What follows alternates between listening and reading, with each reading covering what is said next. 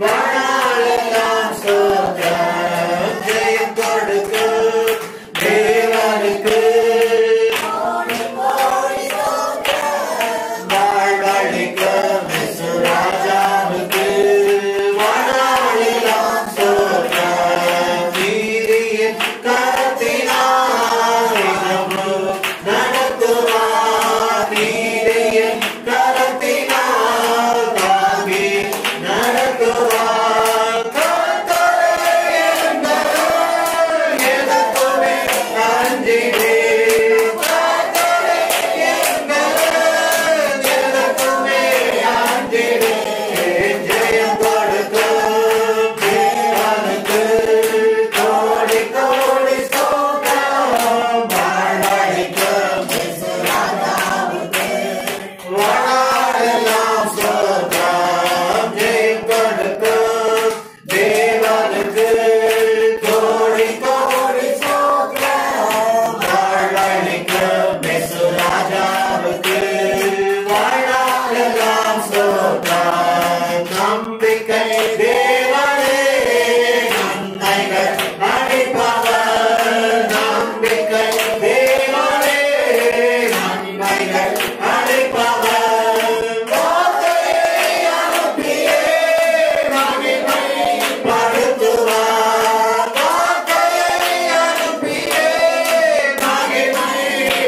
மகிமைப்படுத்துவார் ஜெயம் கொடுக்கும் தேவனுக்கு கோடி கோடி ஸ்தோத்திரம் வாழ்வழிக்கும் இயேசு ராஜாவுக்கு வாழ்நாளெல்லாம் ஸ்தோத்திரம் ஜெயம் கொடுக்கும் தேவனுக்கு கோடி கோடி ஸ்தோத்திரம் வாழ்வழிக்கும் இயேசு ராஜாவுக்கு வாழ்நாளெல்லாம் ஸ்தோத்திரம் ஜெயம் கொடுக்கும் தேவனுக்கு கோடி கோடி ஸ்தோத்திரம் வாழ்வழிக்கும் இயேசு ராஜாவுக்கு வாழ்நாளெல்லாம் ஸ்தோத்திரம். Thank you, Jesus. Hallelujah. வாழ்நாளெல்லாம் அவரை துதிக்கலாம். Hallelujah. அப்பொழுதும் போதாது, அவ்வளவு நல்ல தேவன், அவ்வளவு பெரிய தேவன், அவ்வளவு அற்புதங்களையும் அதிசயங்களையும் நன்மைகளையும் ஆச்சரியமான காரியங்களையும் நம் வாழ்க்கையிலே செய்திருக்கிறார். இந்த மாலை நேரத்தில் உங்களுடைய துதியினால் இன்னும் பல காரியங்கள் உங்கள் வாழ்க்கையிலே கட்டவிழ்க்கப்பட போகிறது. Thank you, Jesus. Thank you, Lord. அப்படியே கர்த்தரை ஸ்தோத்திரிக்கலாம். Thank you, Jesus. நன்மைகள் செய்கிறவர், நன்மைகள் செய்கிறவர், அவர் நன்மை செய்கிறவராய் சுற்றி திரிந்தார்.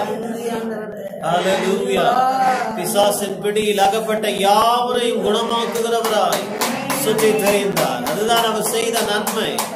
மாலை நேரத்தில் உங்களுக்கும் எனக்கும் நன்மைகள் செய்ய அவர் இந்த மாலை நேரத்தில் மத்தியிலே எழுந்தருளி இருக்கிறார். Thank you, Jesus. Hallelujah. நன்மைகள் செய்கிறவர். Hallelujah. Hallelujah. Hallelujah. நன்மைகளினால் நிரப்புகிறவர், நன்மைகளினால் நம்மை அலங்கரிக்கிறவர். Hallelujah. வசனம் சொல்லுகிறது, அவர் நம்மை நன்மையினால் முடிசூட்டுகிறார். Hallelujah. எத்தனை பெரிய தேவன் இல்லையா? நன்மையினால் நம்மை முடிசூட்டுகிற தேவன். He crowns you. He crowns you with goodness. நன்மையினால் நம்மை முடிசூட்டுகிறவர். Oh, hallelujah. உங்களுடைய விசுவாச கண்களினாலே அந்த அலங்காரமான கிரீடத்தை உங்களால் பார்க்க முடிகிறதா? Thank you, Jesus. ஒரு நன்மையின் கிரீடத்தை கர்த்தர் இந்த மாலையிலே உங்கள் மேல் வைக்கிறார். Hallelujah. Oh, crown உங்கள் மேல வைக்கப்படுகிறது. நன்மையின் கிரீடம் அது. Thank you, Jesus. Hallelujah. நன்மையின் கிரீடம் அது. நன்மையின் ஒரு கிரீடத்தினால் அலங்கரிக்கிறார். Oh, hallelujah. தயவு எனும் கிரீடத்தினால் அலங்கரிக்கிறார். Hallelujah. Jesus, Jesus, Jesus, Jesus. Hallelujah. பலவிதமான நன்மைகளினால் நம்மை அலங்கரிக்கிற தேவன் அவர். பலவிதமான நன்மைகளினாலே முடிசூட்டுகிறவர் அவர். முடிசூட்டுகிறவர் அவர். Hallelujah. நம்மை பல விதங்களிலே முடிசூட்டுகிற தேவன் அவர். Thank you, Jesus. ஒருவேளை ஸ்தோத்திரம், உங்களுடைய வாழ்க்கையிலே குறை குற்றங்கள் இருக்கலாம், பரிசுத்த குலைச்சல்கள் இருக்கலாம். ஆனால் கர்த்தருடைய வார்த்தை சொல்லுகிறது பாருங்க, அவர் அக்கிரமங்களை எல்லாம் மன்னித்து ஹalleluya. உன் அக்கிரமங்களை எல்லாம் மன்னித்து உன் நோய்களை எல்லாம் குணமாக்கி, oh what a mighty God, பிராணனை அழிவுக்கு விலக்கி மீட்டு உன்னை கிருபையினால் நன்மையினால் முடிசூட்டுகிறார். Oh Jesus, hallelujah. He crowns you, he crowns you. Jesus, ஆண்டவரே எங்கள் மேல் வைக்கிற உம்முடைய மாபெரும் தயவு என்னும் ஆண்டவரே அந்த கிரீடத்திற்காக நாங்கள் உம்மை துதிக்கிறோம் அப்பா. மாபெரும் தயவு என்னும் ஆண்டவரே அந்த நன்மையான அந்த அலங்காரமான கிரீடத்திற்காக நாங்கள் உம்மை துதிக்கிறோம். Thank you Jesus, hallelujah, hallelujah. Oh I receive it. நான் பெற்றுக்கொள்ளுகிறேன் ஆண்டவரே. இந்த மாலை நேரத்தில் உம்முடைய நன்மை என்னும் கிரீடத்தை நான் ஆண்டவரே எடுத்துக்கொள்ளுகிறேன் அப்பா. Oh wonderful Jesus, hallelujah. நன்மையால் வாயை நீரைத்தாரே பூர்த்தியால் நன்மையால் வாயை உண்மையது கழுகை போல் பலம் கொண்டு உண்மையது கழுகை போல் பலம் கொண்டு ஓங்குமிடமை போகவே செய்ததால் என்னாடு நீ துதிப்பாய். ஏனாத்துமாவே என்னாடு நீ துதிப்பாய். என்னாடு நீ துதிப்பாய். ஏனாத்துமாவே என்னாடு நீ துதிப்பாய். Amen, hallelujah. Thank you Jesus. உம்மிடத்திலிருந்து வருகிற ஆண்டவரே காரியங்கள் எல்லாமே நன்மையானது. Thank you Jesus. அதை மாலை நேரத்தில் நான் எடுத்துக்கொள்ளுகிறேன், பெற்றுக்கொள்ளுகிறேன். I receive it Lord. Thank you Jesus. I receive it Lord. Hallelujah. We receive it Lord. Thank you Father. We receive it Jesus. Thank you Jesus. Thank you Lord. ஆண்டவரே நாங்கள் அதை பெற்றுக்கொள்ளுகிறோம். ஆண்டவரே அதை எடுத்துக்கொள்ளுகிறோம். Thank you Jesus. Wonderful Lord, hallelujah, ஸ்தோத்திரம் ஸ்தோத்திரம் ஸ்தோத்திரம், hallelujah. உம்மிடத்திலிருந்து வருகிற ஆண்டவரே அந்த தயவை நாங்கள் பெற்றுக்கொள்ளுகிறோம். Hallelujah. Thank you Jesus, hallelujah. Amen. ஆண்டவரே நன்றியோடு துதிக்கிறோம், ஸ்தோத்திரிக்கிறோம். நம்மை இப்படி நன்மையினாலே முடிசூட்ட அலங்காரமான கிரீடத்தை நம்முடைய சிரசில் வைக்க, நம்மை ராஜாக்களாக பிரபுக்களாக மாற்றி நம்மை அழகு பார்க்க அவர் தன்னுடைய சிரசிலே முழுமுடி எடுத்தார். தன்னுடைய சிரசிலே அவள் முள் கிரீடத்தை சுமந்தபடியினால் இன்றைக்கு நாம் ஒரு அலங்காரமான கிரீடத்தினால் முடிசூட்டப்பட்டுள்ளது. ஒரு மகிமையான கிரீடம் நம்ம மேலே வைக்கப்பட்டிருக்கிறது. தயவு என்னும் கிரீடம், தயவு என்னும் ஃபேவர், தயவு என்னும் கிரீடம் மாலை நேரத்திலே உண்மையில் வைக்கப்பட்டிருக்கிறது. ஓ ஜீசஸ், ஹalleluya. நான் அதை உணர்கிறேன். ஹalleluya. தயவு என்னும் ஒரு கிரீடம்.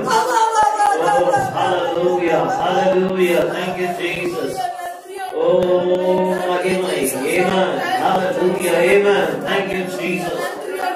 Oh wonderful Jesus, Jesus, Jesus. Hallelujah. நன்மை என்னும் கிரீடம் வைக்கப்படுவது. Oh மகிமை, மகிமை. Thank you Jesus. Hallelujah. Oh hallelujah, hallelujah. Wonderful Jesus. ஆண்டவரே நன்றியோடு துதிக்கிறோம், ஸ்தோத்திரிக்கிறோம். Hallelujah. கர்த்தருடைய ஆவியானவர் நம் மத்தியிலே இருக்கிறார். கர்த்தருடைய ஆவியானவர் நம் மத்தியிலே அசைவாடி கொண்டிருக்கிறார். ஹalleluya. மாலை நேரத்திலே அவருடைய நிழல், அவருடைய அனல் இந்த இடத்திலே படர்ந்து கொண்டிருக்கிறது. Thank you Jesus. Hallelujah. சிலரை இப்பொழுது உங்களுடைய சரீரத்தில் உணர்கிறீர்கள். Thank you Jesus. ஒரு விதமான அனல் இந்த இடத்திலே பரவி கொண்டிருக்கிறது. Jesus. அவர் முடிசூட்டுகிற ஒரு நேரம். Thank you Father. அவர் முடிசூட்டுகிற ஒரு நேரம். நன்மையினாலே முடிசூட்டுகிறார். Oh hallelujah, hallelujah. Oh நன்மையினால் முடிசூட்டுகிறார். Thank you Jesus. அன்றைக்கு சாமுவேல் தீர்க்கதரிசி ஈசாயினுடைய வீட்டிலே தாவீதின் மேல் அந்த அபிஷேகத்தை ஊற்றினது போல ஒரு ராஜ ஒரு ராஜா அலங்காரமான ஒரு வாழ்க்கைக்காக ஒரு ராஜை நீங்க வாழ்க்கைக்காக அவனை அபிஷேகித்தது போல இந்த மாலை நேரத்திலே கர்த்தர் உன்னை அபிஷேகிக்கிறார். Hallelujah. A crown of anointing is coming upon you. A crown of anointing. Thank you, Jesus. அது உங்கள் மேல் வைக்கப்படுகிறது. சிலருடைய சரீரத்தில் அந்த வெப்பத்தை இப்பொழுது உணர்கிறீர்கள், அந்த அனலை உணர்கிறீர்கள், ஒவ்வொருவர் ஒவ்வொரு விதமாய் உணர்கிறீர்கள். Hallelujah. Thank you, Jesus. படரட்டும் ஆண்டவரே, இடம் முழுவதும் படரட்டும் அப்பா. Hallelujah.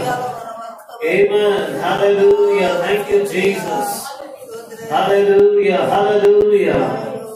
Oh, we துதிக்கிறோம், we ஸ்தோத்திரிக்கிறோம். Hallelujah. Jesus, Jesus, Jesus, Jesus. Hallelujah. Amen. ஆண்டவரே, நன்றியோடு துதிக்கிறோம். Oh, hallelujah. Hallelujah. நன்றி, நன்றி, நன்றி, நன்றி கர்த்தாவே. Thank you, Jesus. Amen. Hallelujah. Oh, Father, we praise you, Jesus. Hallelujah.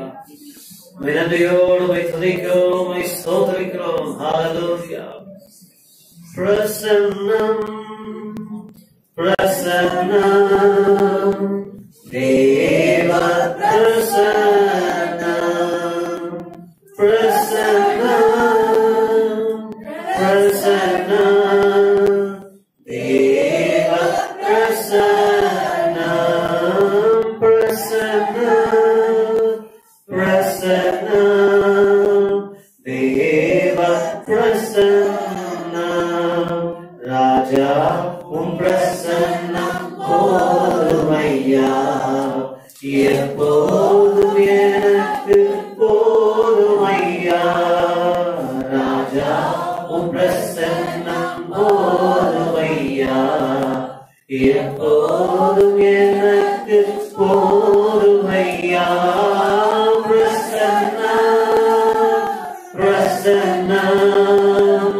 தேவ பிரசன்னம், பிரசன்னம், பிரசன்னம், தேவ பிரசன்னம், கரம் பிடித்த நாயகரே, கரம் பிடித்த நாயகரே, கைவிடாத தூயவரே, கைவிடாத தூயவரே, பிரசன்னம், பிரசன்னம், தேவ பிரசன்னம், பிரசன்னம்,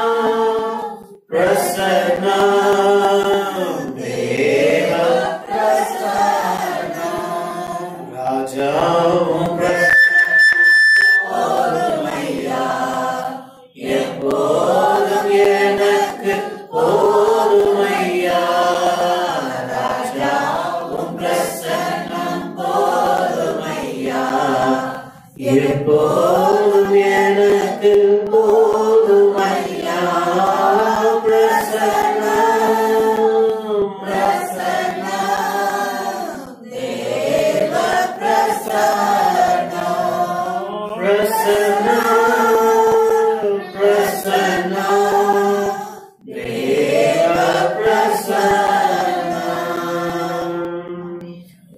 எங்கள் பரலோக பிதாவே, இந்த மாலை பொழுதுக்காக நன்றியோடு துதிக்கிறோம், ஸ்தோத்திரிக்கிறோம். தயவுள்ள கரம் இன்றைக்கு எங்கள் மேல் இறங்கி வந்திருக்கிறபடியினால் நன்றி.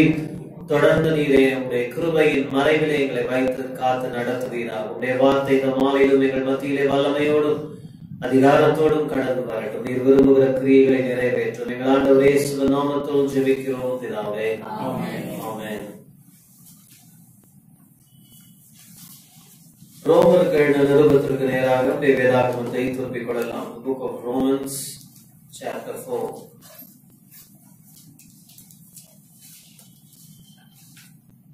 ரோமருக்கு எழுதின நிருபம் 4ஆம் அதிகாரம் 17வது வசனத்தை ஒருவர் வாசியுங்கள். ரோமர் 4:17. Romans 4:17. அநேக ஜாதிகளுக்கு உன்னை தகப்பனாக ஏற்படுத்தினேன் என்று அநேக ஜாதிகளுக்கு உன்னை தகப்பனாக ஏற்படுத்தினேன் என்று எழுதியிருக்கிறபடி அவன் தான் விசுவாசித்தவருமாய் மரித்தோரை உயிர்ப்பித்து இல்லாதவைகளை இருக்கிறவைகளை போல அழைக்கிறவருமாய் இருக்கிறவைகளாய் அழைக்கிறவருமாகிய தேவனுக்கு முன்பாக நாம் எல்லாருக்கும் தகப்பனானார். இந்த மாதிரி நேரத்திலே பரிசுத்த ஆவியானவர் ஆபிரகாமினுடைய வாழ்க்கையிலிருந்து அல்லது ஆபிரகாமினுடைய வாழ்க்கையிலே தேவன் கொடுத்த ஒரு வாக்குத்தத்தத்தை சுட்டி காண்பிக்கிறார். அந்த வாக்குத்தத்தத்தின் மூலமாக அவனுடைய மனநிலையை நமக்கு காட்டுகிறார். ஆபிரகாமுக்கு தேவன் ஒரு வாக்குத்தத்தத்தை கொடுத்தார். ஏற்ற நேரத்திலே உனக்கும் சாராளுக்கும் ஒரு பிள்ளை பிறக்கும் என்று சொல்லி தேவன் அவனுக்கு வாக்கு கொடுத்தார். ஆனால் சாராளுடைய கர்ப்பம் அவள் வயதானபடியினால் அவள் கர்ப்பவதி ஆவதற்கு வாய்ப்பில்லாத ஒரு நிலை. ஆபிரகாமும் வயது சென்ற முதிர்ந்தவனாய் இருந்தபடியினால் இருவருக்கும் பிள்ளை பாக்கியவை உண்டாவதற்கு வாய்ப்பில்லாமல் இருந்தது. ஆனால் அப்படிப்பட்ட நேரத்திலே கர்த்தர் அவனுக்கு எப்படிப்பட்ட வாக்குத்தத்தத்தை கொடுத்தார் என்று நீங்கள் பார்ப்பீர்களே, ஆனால் உன்னை ஜாதிகளுக்கு தகப்பனாக்குவேன் என்று சொல்லி தேவன் அவனுக்கு வாக்கு கொடுக்கிறார். அப்படிப்பட்ட வாக்குத்தத்தத்தை பெற்றவன் எப்படி அதை விசுவாசித்தான் என்று அநேக நாட்கள் கழித்து அல்லது அநேக காலங்கள் கடந்து போன பின்பு, ஆபிரகாம் இந்த உலகத்தை விட்டு கடந்து போன பின்பு பவுலடிகள் அதை குறித்து எழுதும் பொழுது பரிசுத்த ஆவியானவர் சொல்லுகிறார், இப்படிப்பட்ட வாக்குத்தத்தத்தை பெற்றவன் எப்படி நாம் எல்லாருக்கும் முன்பதாக தகப்பனானா, அல்லது இப்படி சொல்லலாம், இந்த மாதிரி ஒரு வாக்குத்தத்தத்தை பெற்றவன் எப்படி அதை சுதந்திரித்துக் கொண்டான் தெரியுமா அப்படின்னு சொல்லிட்டு அந்த காரணத்தை சொல்றாரு. அவன் எப்படி அதை சுதந்திரித்துக் கொண்டான் என்றால், இல்லாதவைகளை இருக்கிறவைகளாக அழைக்கிற தேவனிடத்தில் விசுவாசம் வைத்தான். மரித்தவைகளை அல்லது மரித்தோரை உயிர்ப்பிக்கிறவரும் இல்லாதவைகளை இருக்கிறவைகளாக அழைக்கிற தேவனிடத்தில் அவன் விசுவாசம் வைத்தபடியினால் நாம் எல்லாருக்கும் மேலாக முன்பதாக அவன் தகப்பனானான். He believed God who calls those things which were not as if they existed, and he believed on God who is able to revive the dead. இப்படிப்பட்ட தேவனை விசுவாசிக்கிறோம். அல்லது மாற்று வார்த்தையில சொல்லணும்னா, எல்லாரும் விசுவாசிக்கிறோம், ஆனா அனைவருடைய விசுவாசத்திற்கு தக்க பலன், ஏற்ற பலன் இல்லாமல் போவதற்கு காரணம் என்னவென்றால், எப்படிப்பட்டவரை விசுவாசிக்கிறோம் என்கிற அறிவு இல்லாதபடியினால். எப்படிப்பட்டவரை விசுவாசிக்கிறீங்க? பவுல கேட்டீங்கன்னா சொல்வார், நான் விசுவாசிக்கிறவர் இன்னார் என்று அறிந்திருக்கிறேன். யார் அவர்? எப்படிப்பட்டவர்னு கேட்டார் பவுலடிகள் மிக திறமையாய் மிக தெளிவாய் சொல்லுவார், அவர் எப்படிப்பட்டவர் தெரியுமா? இல்லாதவைகளை இருக்கிறவைகளாக அழைக்கிறவர். நீங்களும் சேர்ந்து சொல்லலாமே, எப்படிப்பட்டவரை விசுவாசிக்கிறீர்கள்? இல்லாதவைகளை இருக்கிறவைகளாக அழைக்கிறவர், மரித்தோரை உயிரோடு கூட எழுப்புகிறவரை நான் விசுவாசிக்கிறேன். இந்த மாதிரி நேரத்துல அந்த அறிவு ரொம்ப முக்கியம். எல்லாரிடத்திலும் விசுவாசம் இருக்கிறது, எல்லாரிடத்திலும் விசுவாசம் இருந்தாலும் செயல்படாமல் போவதற்குரிய காரணம் என்னன்னா, அந்த கீ இல்ல. அந்த கீ என்ன கீ? அந்த திறவுகோல் என்னன்னு சொன்னா, உன் தேவன் இன்னார் என்பதை நீ அறிந்திருக்க வேண்டும். See, throughout the Bible, people had a very personal relationship with God apart from religion. ஒரு மதம், சமயம், மார்க்கம் அல்ல, தேவனோடு ஒரு தனிப்பட்ட உறவை அவர்கள் கொண்டிருந்தவர்களா இருந்தபடியினால் தாங்கள் விசுவாசிக்கிறவர் எப்படிப்பட்டவர் என்பதை அறிந்திருந்தார்கள். இன்றைக்கு நீ அறிந்திருக்கிறாயா? ஆபிரகாம் இப்படி இல்லாதவைகளை இருக்கிறவைகளாக அழைக்கிற தேவனை அறிந்திருந்தான். நீ எப்படிப்பட்டவராய் தேவனை அறிந்திருக்கிறார்? மோசே கர்த்தரை அறிந்திருந்தான். யோபு தன் தேவனாகிய கர்த்தரை அறிந்திருந்தான். யோபு சொல்லுகிறார், என் மீட்பர் உயிரோடு இருக்கிறார் என்று நான் அறிந்திருக்கிறேன். I know that my Redeemer lives and he will revive me on the last day. கடைசி நாளிலே உயிர்ப்பிப்பார் என்று நான் அறிந்திருக்கிறேன். தாவீது கர்த்தரை அறிந்திருந்தான். இந்த மாலை நேரத்தில் நீயும் அறிந்திருப்பாயானால் ஒவ்வொருவருக்கும் தேவன் கொடுத்திருக்கிற தரிசனங்களை தேவன் நிறைவேற்ற வல்லவராக இருக்கிறார். இன்னைக்கு தரிசனம் என்று சொல்வது ஒரு வாக்குத்தத்தம். உனக்கு தேவன் என்ன வாக்குரைத்தார்? அது ஒரு தரிசனமாக இருக்கலாம், ஒரு வார்த்தையாக இருக்கலாம், ஒரு சொப்பனமாக இருக்கலாம். கர்த்தர் உனக்கு கொடுத்தது என்ன? அதை தேவன் நிறைவேற்றுவார். ஆனால் அவர் நிறைவேற்றுவதற்கு ஒரு கீ, ஒரு திறவுகோல் தேவைப்படுகிறது. அது என்ன திறவுகோல்னா, அவர் யாருன்னு நீ அறிந்திருக்கணும். அப்பதான் உங்க விசுவாசம் என்ன செய்யும்? செயல்படும். விசுவாசம் இருக்கு, பிரச்சனை இல்ல. ஆனா ஏன் செயல்படாம ineffective இருக்குன்னு சொன்னா, you lack a personal relationship with the Lord, a personal fellowship with the Lord. தேவனோடு ஒரு தனிப்பட்ட உறவு இல்லாதபடியினால் விசுவாசம் செயலற்றதாய் காணப்படுகிறது. இந்த மாலை நேரத்திலே நீயும் அவரை அறிந்து கொள்ளு. அப்ப இந்த மாலையிலே கர்த்தர் நம்மோடு என்ன பேச விரும்புகிறார்னு சொன்னா, இல்லாதவைகளை இருக்கிறவைகளாய் அழைக்கிற தேவன். That's going to be the title of the message. God who calls those things which were not as if they existed. பெரிய டைட்டில் தான் இல்லையா? God who calls those things which were not as if they were or as if they existed. இல்லாதவைகளை இருக்கிறவைகளை போல அழைக்கிற தேவன். அப்ப இந்த மாலையிலே என்னோடு தேவன் பேசின ஒரு சில காரியங்களை உங்கள் மத்தியிலே நான் சுருக்கமாய் வைக்க விரும்புகிறேன். எதெல்லாம் இல்லையோ அதையெல்லாம் அழைக்க போறார். முதல்ல அதை விசுவாசிங்க. இன்னைக்கு இந்த வார்த்தையை கேட்டுக்கொண்டிருக்கிற உங்கள் வாழ்க்கையில என்ன இல்லாம இருக்கிறதோ அதை நிறைவாக மாற்ற தேவன் வல்லவராய் இருக்கிறார் என்பதை முதலாவது பதித்துக் கொள்ளுங்க, முதலாவது அறிந்து கொள்ளுங்க. அதற்கு சில உதாரணங்களை பரிசுத்த ஆவியானவர் எனக்கு காண்பித்தார். அவற்றை தான் நான் உங்களோடு கூட பகிர்ந்து கொள்ள விரும்புகிறேன். 105ஆம் சங்கீதத்திற்கு நேராக உங்களுடைய வேதத்தை திருப்புங்க. Turn your Bibles to Psalm 105. Psalm 105 and verses 16. 105ஆம் சங்கீதம் 16ஆம் வசனம். Moreover, he called for a famine upon the land. He broke the whole staff of bread. He sent a man before them, even Joseph, who was sold for a servant. வாசிங்க 16. அவர் தேசத்திலே பஞ்சத்தை வருவித்து ஆதாரம் என்னும் ஆதரவுகளை முற்றிலும் முறித்தார். போதும் இல்லாதவைகளை இருக்கிறவைகளை போல அழைக்கிற தேவன் என்று வேதம் சொல்லுகிறது.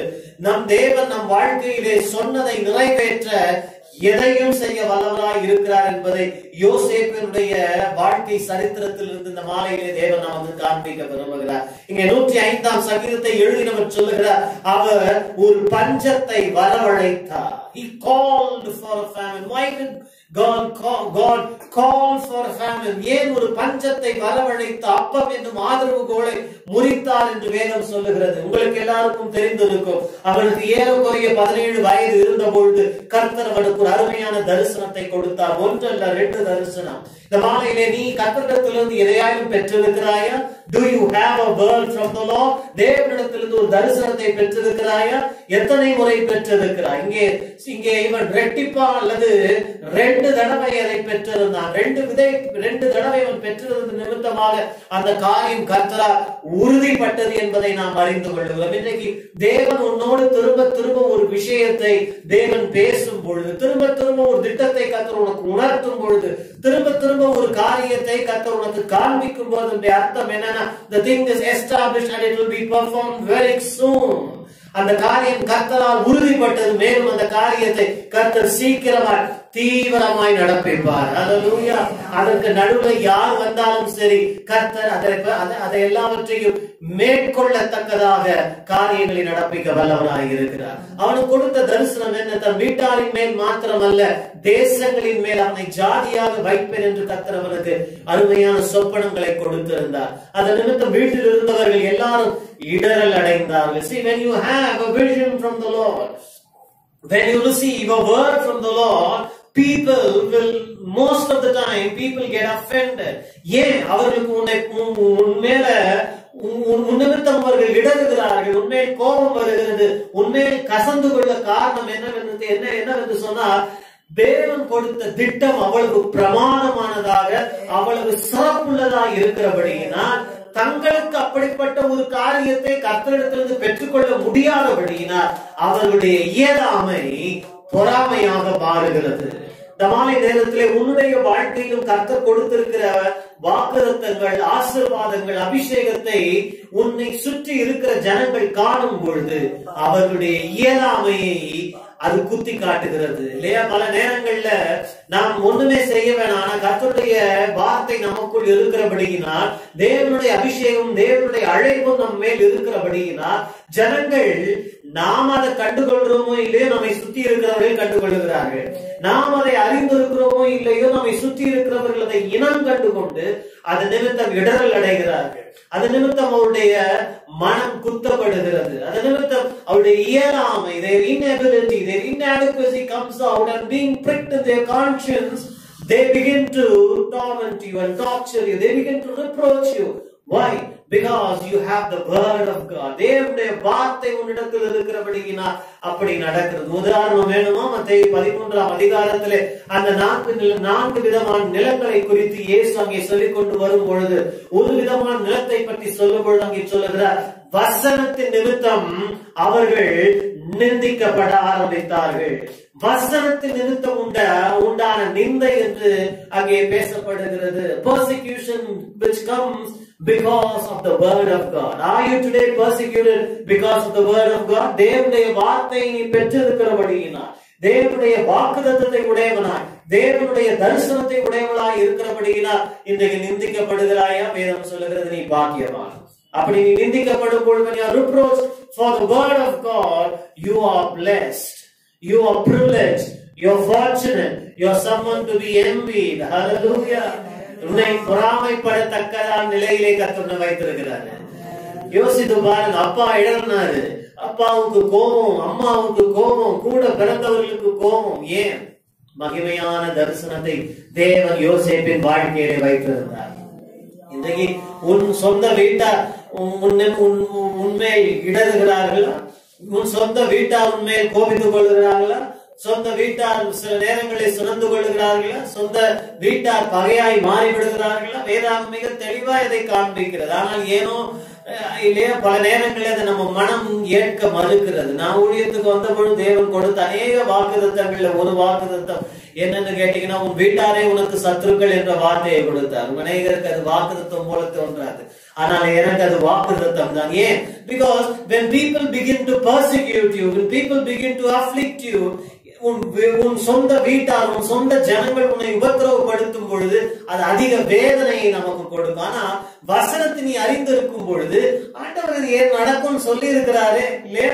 நடக்கும் சொல்லி இருக்கிறார். அப்ப எனக்கு ஒன்னும் ஏதோ வினோதமா எதுவும் நடக்கல. nothing strange is happening, but as he promised, that is happening to me. அப்ப நான் ஆசீர்வதிக்கப்பட்டவன் என்பதை உணர ஆரம்பித்தேன். ஆகையினால் தான் உன்னை சுற்றி இருக்கிற ஜனங்கள் உன்னை பகைக்கும் பொழுது நிச்சயமாய் சோர்வு வரதான் செய்யும், நிச்சயமாய் வலிக்கத்தான் செய்யும், நிச்சயமாய் அது வேதனையை உண்டாக்கத்தான் செய்யும். அந்த நேரத்துல நீ கர்த்தருடைய வார்த்தையை நினைத்துக் கொள். நம்முடைய பிரச்சனை என்னன்னா, நம்ம ரொம்ப பாண்டிங்ல ரொம்ப ஸ்ட்ராங்கா இருக்கும் இல்லையா? அந்த உறவுல ரொம்ப ஆழமா பிடிப்பு ரொம்ப அதிகமா இருக்கிறபடியினால் நம்மால் அதை ஏற்றுக்கொள்ள முடியாது. I tell you, if your bonding with your family and friends with this world is stronger than the bond you have with God, then it's something which needs to be checked. அது சரியானது அல்ல, அது ஆராய்ந்து பார்க்கப்பட வேண்டிய ஒரு விஷயமாய் காணப்படுகிறது. ஏனென்றால் வேதம் சொல்லுகிறது, ஒருவன் என் நிமித்தமாக தான் சொந்த வீட்டாரே என்ன செய்ய வேண்டுமா? தகப்பனையோ தாயையோ இல்லையா சகோதரனையோ சகோதரியோ அல்லது என்னை விட அதிகமாய் அவர்களை நேசிப்பாயானால் நீ எனக்கு பாத்திரவான் அல்ல என்று கர்த்தருடைய வார்த்தை சொல்லுது. இந்த மாலை நேரத்தில் நீ நிந்திக்கப்படும் பொழுது இதெல்லாம் தான் உன்னுடைய மனதில் நீ என்ன பண்ணும்?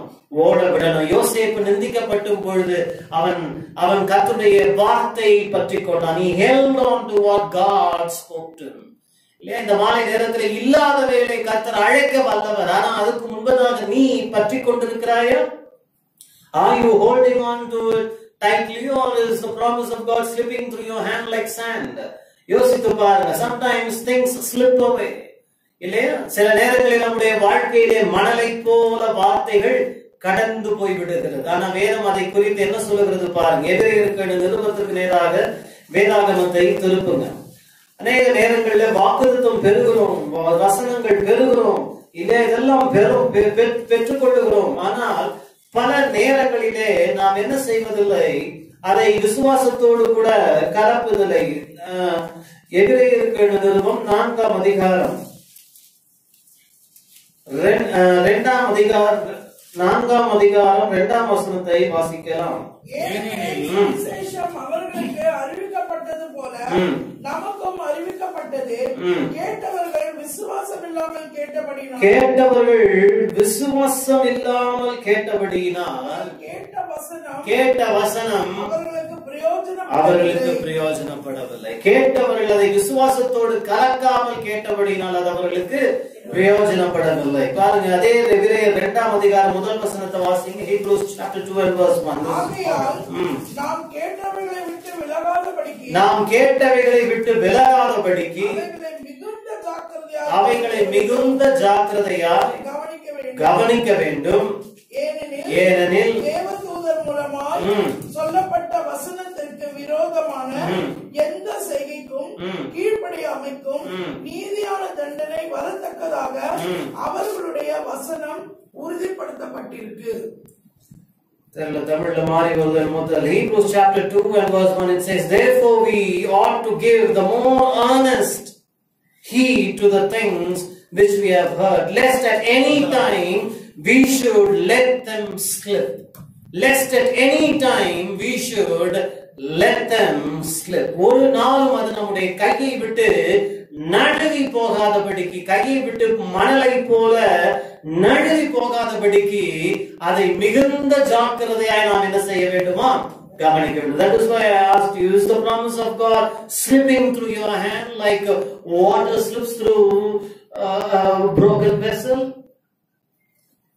Think about it. இல்லையா, ஓட்டையான பாத்திரத்தில் பார்த்த தண்ணீரை போல உன் வாழ்க்கையிலிருந்து கர்த்தர் வார்த்தைகள் கடந்து போகிறது. யோசேப்புக்கு அப்படிப்பட்ட சூழ்நிலை வந்தது. அவன் தகப்பனார் விரோதமாய் எழும்பினார், சகோதரர்கள் விரோதமாய் எழும்பினார்கள். ஆனால் அவனோ கர்த்தர் கொடுத்ததை மிக கவனமாய் பற்றி கொண்டிருந்தான். இன்னைக்கு எல்லாரும் பற்றி கொண்டிருக்கிறோம், ஆனா எத்தனை பேர் கவனமாய் பற்றி கொண்டிருக்கிறோம்? அதையே கவனித்து பார்க்கிறோம். யோசித்து பாருங்க. இல்லையா, பிரச்சனை என்னன்னா நமக்கு கவன சிதைவுகள் நிறைய இருக்கிறது இந்த உலகத்துல. இல்லையா, we are distracted constantly. This world is full of distractions. இல்லையா, அதான் சொல்லுகிறதை மிகுந்த ஜாக்கிரதையோட கவனிக்க கடவுள். நீங்க கேட்கலாம், யோசேப்பு எங்க அதை கவனித்தான்? நீங்க பாருங்க, வேதம் சொல்லுகிறது கர்த்தர் அந்த தரிசனத்தை அவனுக்கு கொடுத்த நாளில் இருந்து அதையே பேசிக் கொண்டிருக்கிறான். That shows he held on to God's word and did not let it slip through his hands. தன் விரல்கள் வழியாய் தன்னுடைய வாழ்க்கையில் இருந்தது நழுவி போகாதபடி அதையே பேசிக் கொண்டிருந்தான். அதன் நிமித்தம் இன்னும் அவன் சகோதரர்களுக்கு அதிக கோபம் வந்தது. இல்லையா, சம்டைம்ஸ் இல்லையா, கர்த்தருடைய வார்த்தை நீ இன்னும் அதிகமாய் பற்றி கொள்ளும் பொழுது வாழ்க்கையில பிரச்சனைகளும் பெர்சிக்யூஷனும் அதிகமாகும். ஆனால் இறுதி வரைக்கும் அதை என்ன செய்ய வேண்டும்? பற்றி கொள்ள வேண்டும். பாதியில விட்டுறக்கூடாது. எல்லாம் எழுப்புவார்கள், ஆனால் நீ கர்த்தருடைய வார்த்தை திடமாய் பற்றி கொள்ள வேண்டும், கவனித்து இருக்க வேண்டும். கர்த்தர் எனக்கு என்ன சொன்னார்? I don't care what people have to talk about. என்னை குறித்து ஜனங்கள் என்ன சொல்லுகிறார்கள் என்பது முக்கியம் அல்ல. ஒன்று தெரிந்து கொள்ளுங்க, நான் எப்பொழுதும் சொல்லுகிற அதே வார்த்தை தான். நீங்க வாழ்ந்திருந்தாலும் ஜனங்கள் பேசுவார்கள், நீங்கள் தாழ்ந்திருந்தாலும் ஜனங்கள் ஏசுவாங்க. எப்படியும் அவங்க பேசிக்கிட்டே தான் இருக்க போறாங்க. பேசுகிற வாயை நீங்களும் நானும் அடைக்க முடியாது. கேட்கிற நம் காதுகளை அடைத்துக் கொள்ளலாம். It doesn't matter what you do, whether you do dispense good, whether you do evil, or whether you are blessed or cursed. People are going to comment and remark about our lives. So why not live for the glory of God? எப்படியும் பேசதான் போறாங்க, எப்படியும் தூற்றத்தான் போறாங்க, எப்படி ஏதாவது ஒரு comment அடிக்கதான் போறாங்க. அதுக்கு நாம வாழ்ந்தே இருக்கலாம். இல்லையா, சில பேர் யோசிக்கிறாங்க. இல்லையா, இது ஒரு புது நியூ தாட்டா கூட உங்களுக்கு இருக்கு. இல்லையா, ஏன் நம்ம தாழ்ந்திருந்து ஜனங்க நம்மளை பற்றி விமர்சிப்பதை விட நம்ம நல்லா இருக்கிறது விமர்சிச்சுட்டு போட்டுமே. இல்லையா, அதுக்கு ஒரு போல்ட்னஸ் வேணும். It needs boldness to be blessed in the Lord. அவன் அந்த வார்த்தையை பற்றி கொண்டிருந்தான். அந்த வார்த்தை நிமித்தம் குழியிலே தூக்கி எறியப்பட்டான், அடிமை கோலமாக விற்கப்பட்டான். அங்கே அவன் வந்து சேர்ந்த இடம் ஒரு இஸ்மவேலருடைய கையிலிருந்து வந்து சேர்ந்த இடம் எகிப்திலே போத்திபாருடைய வீட்டிலே வந்து விழுகிறான். அங்கே கர்த்தர் அவனோடு கூட இருந்தார். பாருங்க, நீங்க கர்த்தரை வார்த்தையை பற்றி கொண்டிருந்தார், கர்த்தர் உங்களை எங்க அல்லது சூழ்நிலைகள் உங்களை எங்கே தூக்கி எறிந்தாலும் கர்த்தர் அங்கே உங்களோடு இருப்பார். சுவாசிக்கிறீங்களா? தரிசனத்தை நீ பற்றி கொண்டிருப்பாயானால், கர்த்தர் உனக்கு கொடுத்ததை நீ உறுதியாய் நீ பற்றி கொண்டிருப்பாயானால், உன்னை எந்த இடத்திலே வாழ்க்கை தூக்கி எறிந்தாலும், சத்துருக்கள் உன்னை எந்த இடத்திலே போட்டாலும் கர்த்தர் உன்னோடு கூட அங்கே இருப்பார். கர்த்தர் நம்மோடு இருப்பது நிமித்தம் நம்முடைய வாழ்க்கை சக்சஸ்ஃபுல்லா தான் இருக்கும், ஜெயமுள்ள வாழ்க்கையா தான் இருக்கும். அங்கே இருந்து மறுபடியும் தூக்கி குழியிலே போட்டார்கள். வேதம் சொல்லுகிறது, இப்பொழுது கர்த்தர் பஞ்சத்தை வரவழைத்தார். ஹல்லேலூயா. இல்லாதவைகளை இருக்கிறவைகளை போல் அழைக்கிறதே. See, the time had come for God to perform what he had promised to Joseph. அதனாலே கர்த்தர் என்ன பண்ணுகிறார்? எகிப்து தேசம் மிகுந்த வளமையாய் இருந்த தேசம். யோசேப்பு போய் சேர்ந்த பொழுது எகிப்து எப்படி இருந்தது? வளமையாய் செழிப்பாய் இருந்தது. ஆனால் வேதம் சொல்லுகிறது, கர்த்தர் ஒரு பஞ்சத்தை வரவழைக்கிறார். நம் தேவன் இல்லாதவைகளை இருக்கிறவைகளை போல அழைக்கிற தேவன். ஏன்? உன்னை உயர்த்தும்படியாக, என்னை ஆசீர்வதிக்கும்படியாக. இந்த உலகத்தில் எதையும் செய்ய தேவன் வல்லவராய் இருக்கிறார். வேதம் சொல்லுகிறது, அவன் கர்த்தர் அந்த ராத்திரியிலே பார்வோனுக்கு ஒரு சொப்பனத்தை கொடுத்தார். நிறைய விளக்க இங்க நிறைய சொல்ல நமக்கு கவனிக்க நிறைய விஷயங்கள் இருந்தால் நம்ம கடந்து போகலாம். யோசித்து பாருங்க. ஒரு சொப்பனக்காரன் அங்கே கிடங்கிலே கிடக்கிறான், டஞ்சன்ல கிடக்கிறான். ராஜாவுக்கு என்ன வருது? சொப்பனம் வருகிறது. புரிகிறதா? பரிசுத்த ஆவியானவர் உங்களோடு கூட இடைப்படுகிறாரா? உன்னுடைய கிஃப்டிங், உன்னுடைய காலிங் உங்களுக்கு ஏற்ற இடத்திலே கர்த்தர் கொண்டு போய் வைப்பார். உன் அழைப்பும் உன் வரங்களும் உன் தாளந்துகளுக்கும் தகுந்த இடத்துக்கு கர்த்தர் உன்னை நகர்த்தி கொண்டு போவார். It's very amazing. I often think about that. இவன் இங்க இருக்கிறான், அங்க ராஜாவுக்கு சொப்பனம் உண்டாகிறது. அது நிமித்தம் என்ன நடக்குது பாருங்க. எப்படி ஆண்டவர் கனெக்டிவிட்டியை உண்டு பண்றாரு பாருங்க. இன்னைக்கு நீங்க யோசிக்கலாம், எப்படி என் வாழ்க்கை மாறும், எப்படி என்னுடைய வாழ்க்கையிலே மாற்றம் வரும். இப்படிதான் கர்த்தர் மாற்றத்தை கொண்டு வருவார். ஆழத்தை நோக்கி கூப்பிடுகிற அனுபவம் வருதான். உன்னுடைய வாழ்க்கையிலே பிறருடைய தேவைகளை சந்திக்கும் அபிஷேகத்தை கர்த்தர் வைத்திருக்கிறார். பிறருடைய வாழ்க்கையினுடைய சிக்கல்களை சிக்கலுக்கும் அபிஷேகத்தை தேவன் வைத்திருக்கிறார். அப்படிப்பட்ட ஒரு மனுஷனாய் கர்த்தர் வைத்திருக்கிறார். மற்றவர்களுக்கு ஆசீர்வாதமாய் இருக்கிறார். அந்த சொப்பனத்தை அர்த்தப்படுத்த ஒருவரும் இல்லை. ஆனால் யோசேப்பு அங்கே இருந்தான். நான் சொல்றேன், கர்த்தர் எக்ஸ்க்ளூசிவா கர்த்தர் வைத்திருக்கிறார். You are very special, very very precious, very rare. நீ மிகுந்த அரிதான ஒரு வரத்தை உடைய, அரிதான ஒரு ஆசீர்வாதத்தை உடைய ஒரு மனுஷன். உன்னை போல ஒருவரும் இல்லை. இஸ்ரவேலே உனக்கு ஒப்பானவன் யார்? ஹல்லேலூயா. கர்த்தரால் மீட்கப்பட்ட ஜனமே, உனக்கு ஒப்பானவன் யார்? அவர் உனக்கு வேண்டியவைகளை கொண்டு போய் சேர்க்கும்படியாக, உன்னை அவர் நகர்த்தும்படியாக கிரியை செய்து கொண்டிருக்கிறார். அந்த சொப்பனம் எப்படிப்பட்ட சொப்பனம்? பஞ்சத்தை குறித்த சொப்பனம். ஆனால் அதை அர்த்தப்படுத்த ஒருவரும் இல்லை. அப்பொழுது யோசேப்பு உயர்த்தப்படுகிறார். யோசேப்பு மேலே வந்தவுடன் சொப்பனத்தை அர்த்தப்படுத்தினார். எனக்கு அருமையானவர்களே, சொப்பனத்தை இன்னைக்கு அநேகர் அர்த்தப்படுத்தலாம். ஆனால் யோசேப்பு சொப்பனத்தை அர்த்தப்படுத்தினதோடு நிற்கவில்லை. அந்த சொப்பனத்தை எப்படி செயல்படுத்த வேண்டும் என்று செயல்முறை திட்டத்தை அவன் கொண்டு வந்து கொடுத்தான். He not only interpreted the dreams. See, interpreting dreams is a great gift. But Joseph possessed even more than the gift. இன்னைக்கு நான் விசுவாசிக்கிறேன், என்னிலே அப்படிப்பட்ட ஒரு ஆவியானவர் இருக்கிறார், உன்னிலே அப்படிப்பட்ட ஒரு கிறிஸ்து இருக்கிறார். வெறும் சொப்பனத்தை மாத்திரம் அர்த்தப்படுத்தி இருந்தா என்ன நடந்திருக்கும் யோசிச்சு பாருங்க. 7 ஆண்டு வளமை, பின்பு 7 ஆண்டு பஞ்சம் வரப்போகுது. 7 ஆண்டு பஞ்சத்திலே வளமை எல்லாம் தீர்ந்து போக போகுது. இதுதான் சொப்பனத்தின் அர்த்தம். சொல்லிட்டு விட்டு இருந்தா தப்பு இல்ல. அதுதான் அவன் கேட்டான் ராஜா, அதுதான் வேண்டியது. சொப்பனத்தை அர்த்தப்படுத்தி விட்டு இருந்தா யாரும் அவன் ஒன்னும் சொல்லியிருக்க மாட்டாங்க. அதுக்கேற்ற பரிசு ராஜா கொடுத்திருப்பார். ஆனா கர்த்தருடைய ஆவியானவர் யோசேப்புக்குள் இருந்தபடியினால் அவனுக்கு பட்ஜெட்டை பற்றி தேவன் கற்றுக் கொடுக்கிறாரு. லாஜிஸ்டிக்ஸ் பத்தி கர்த்தர் கற்றுக் கொடுக்கிறாரு. மேனேஜ்மெண்ட் பத்தி கர்த்தர் கற்றுக் கொடுக்கிறாரு. ஸ்டூவர்ட்ஷிப் பத்தி கற்றுக் கொடுக்கிறாரு. எல்லாவற்றையும் பிளானிங்க பற்றி கர்த்தர் கற்றுக் கொடுக்கிறார். 7 year பிளானிங். ஹல்லேலூயா. கேள்விப்பட்டிருக்கிறீங்களா? இந்த மாலை நேரத்தில் நான் சொல்லுகிறேன், நான் ஞானமற்றவன், அறிவற்றவன், புத்தி இல்லாதவன், பேதை என்று நீ சொல்லிக் கொண்டிருக்கலாம். கர்த்தருடைய ஞானம் உன்னிலிருந்து விளங்க போகிறது. எப்படிப்பட்ட வரத்தை உடையவனாய் இருந்தாலும் ஞானம் மிக முக்கியம். அதனால நீதிமொழிகள் சொல்லுகிறது, ஞானமே முக்கியம். எதை பெற்றுக்கொண்டாலும் ஞானத்தை பெற்றுக்கொள்ளு. சொப்பனத்தை அர்த்தப்படுத்துறவங்க இருக்கலாம், ஆனா சொப்பனத்தை எப்படி செயல்படுத்துவதுன்னு கர்த்தர் காட்டினார் பாருங்க. இன்னைக்கு நீயும் கூட சொப்பனங்களை காணலாம், பிறருக்கு சொப்பனங்களை அர்த்தப்படுத்தலாம், தரிசனங்களை காணலாம், தரிசனங்களை விளக்கி சொல்லலாம். கர்த்தருக்கு ஸ்தோத்திரம். அது பிரமாதம், சிறப்பானது, அது ஆசீர்வாதம் தான். ஆனா அதற்கும் மேலானதை கர்த்தர் உனக்குள் வைத்திருக்கிறார். அதை நீ இன்னும் தோண்டி எடுக்கல, இன்னும் கரையிலே நின்றுட்டு இருக்கிற, இன்னும் முழங்காலிலே நின்றுட்டு இருக்கிற, இன்னும் நீச்சல் ஆழத்துக்கு நீ போகல, இன்னும் கணுக்கால் முழங்கால் அளவிலே நின்று கொண்டிருக்கிறார். வெறும் சொப்பனங்களை அர்த்தப்படுத்துவது, தீர்க்க தரிசனம் சொல்லுவது, இதிலேயே நின்றுட்டு இருக்கிற. கர்த்தருடைய ஆழங்களுக்கு கொண்டு போக போகிறார். அந்த சொப்பனம் நிமித்தமாக யோசேப்பு உயர்த்தப்பட்டார். ஹல்லேலூயா. மாலை நேரத்திலே அவர் இல்லாதவைகளை இருக்கிறவைகளை போல் அழைக்கிற தேவன். I am amazed, simply amazed. இன்னைக்கெல்லாம் உட்கார்ந்து இல்லையே பிசினஸ் மேனேஜ்மெண்ட் எல்லாம் படிக்கிறாங்க, MBA எல்லாம் படிக்கிறாங்க. ரொம்ப ஸ்தோத்திரம், கர்த்தருக்கு நன்றி. அந்த கோர்சஸ்க்கெல்லாம் நன்றி, அகாடமிக்ஸ்க்கு ரொம்ப நல்லது, எல்லாம் சூப்பர். ஆனா இந்த ஞானத்தை மிஞ்ச ஒருவனும் இல்லை. இவன் எந்த MBAவும் படிக்கல, இவன் எந்த விதமான கோர்ஸும் முடிக்கல. இன்னைக்கு பிள்ளைகளானாலும் சரி, வாலிபர்களானாலும் சரி, வயோதிபரானாலும் சரி, இந்த வார்த்தையை கேட்டுக்கொண்டிருக்கிற யாரானாலும் சரி, நான் சொல்லுகிறேன், நீ எப்படிப்பட்ட படிப்பையும் பட்டங்களையும் உடையவனாய் இருந்தால் கர்த்தருடைய ஞானம் உனக்குள் விளங்காவிட்டா எல்லாம் வீண்.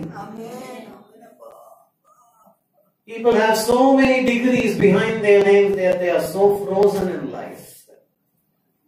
They have 32 degrees and yet frozen in life. Isn't it amazing? They are not able to tie their own shoelaces. They're so dull, so dumb.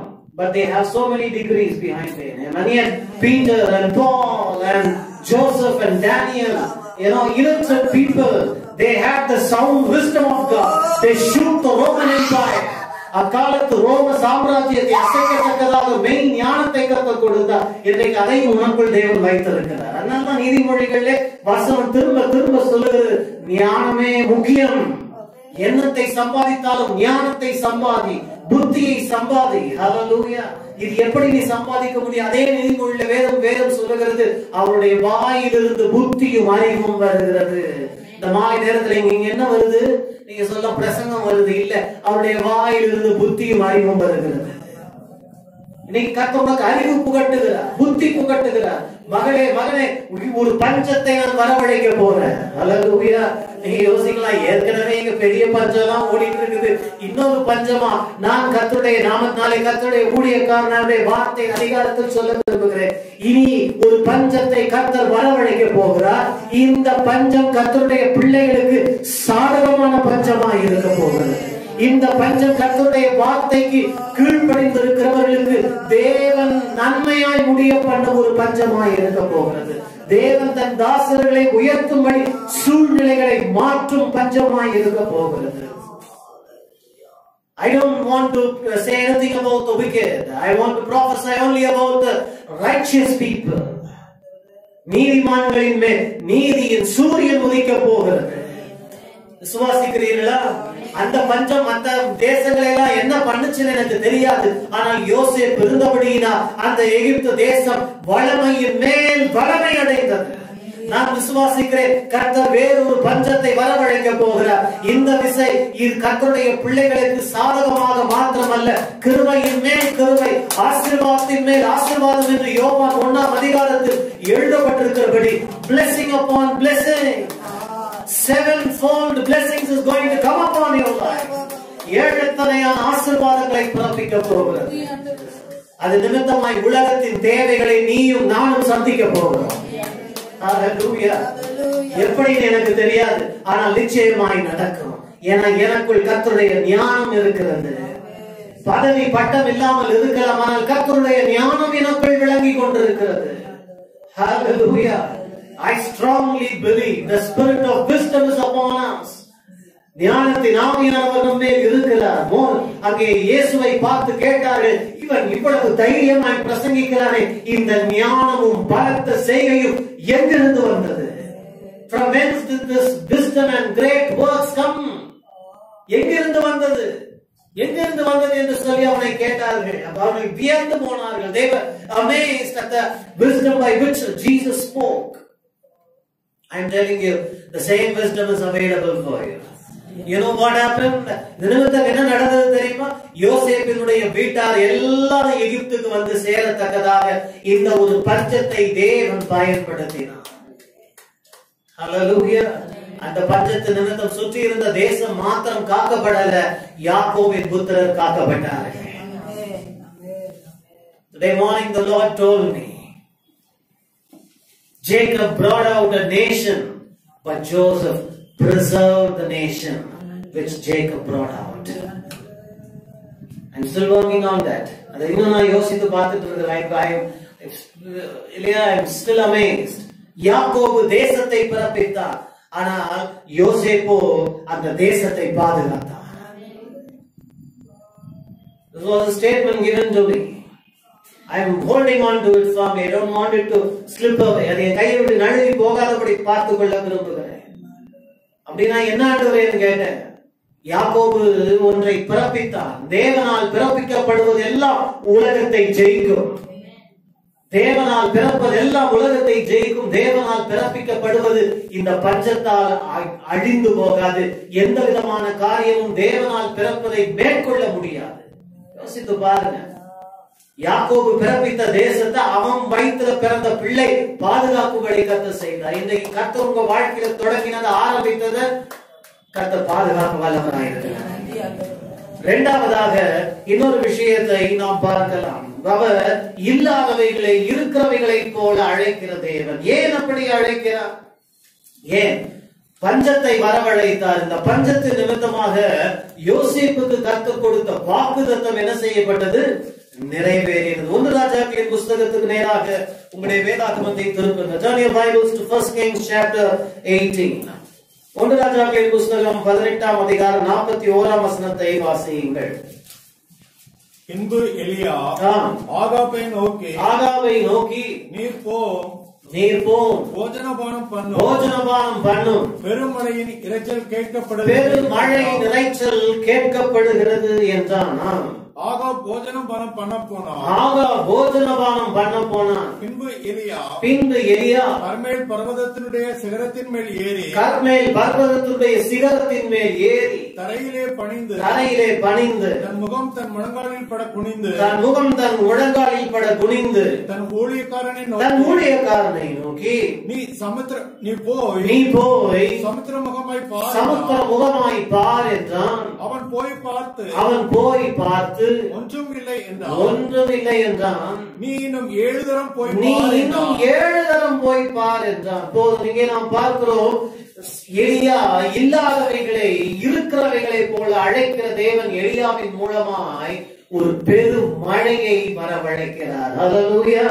3.5 ஆண்டுகள் தேசத்திலே மழை இல்லை, பனி இல்லை. அதையும் யார் தான் வரவழைத்தது? எலியா தான் வரவழைத்தது. இல்லையா? உங்களுக்கு அந்த சம்பவம் தெரிந்திருக்கும். அதற்குள் போக நமக்கு ஆழமாய் போக வேண்டிய நேரம் இல்லை. மேற்போக்காய் சொல்ல வேண்டுமானால் கர்த்தர் எலியாவை ஆகாபிடத்தில் அனுப்பி சொன்னார், தேசத்தின் மேல் என் வார்த்தையின்படி 3.5 ஆண்டுகள் என்ன இருக்காது?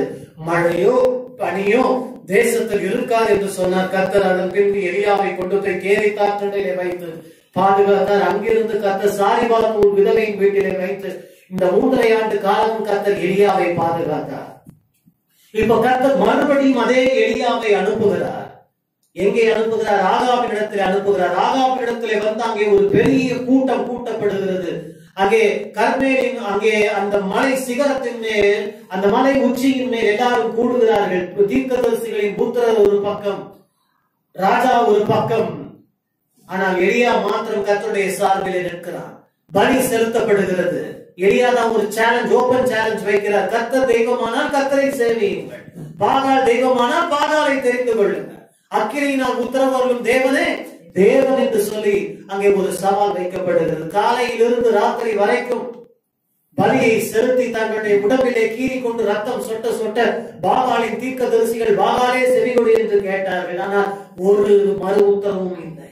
அந்தி பலி செலுத்தும் நேரத்திலே உடைந்து கிடந்த பலிபீடத்தை எலியா செப்பனிட்டு அந்த பலிபீடத்தின் மேல் பலியை செலுத்தி அங்கே கர்த்தரை நோக்கி கூப்பிடுகிறார். என் முற்பிதாக்களின் ஆபிரகாம், ஈசாக்கு, யாக்கோபு என் முற்பிதாக்களின் தேவனாகிய கர்த்தாவே, இவற்றை நான் உன் வார்த்தையின்படி செய்தவர்களேன் என்பதை இந்த ஜனங்கள் அறியும்படி என்னை கேட்டவர்கள் என்று ஒரே ஜெபம் பண்ணினான். வானத்திலிருந்து அக்கினி இறங்கினது. அல்லேலூயா. பலியை பட்சித்தது. ஜனங்கள் எல்லாரும் கர்த்தரே தேவன், கர்த்தரே தேவன் என்று ஒரு மாபெரும் எழுப்புதல் தேசத்திலே உண்டானது.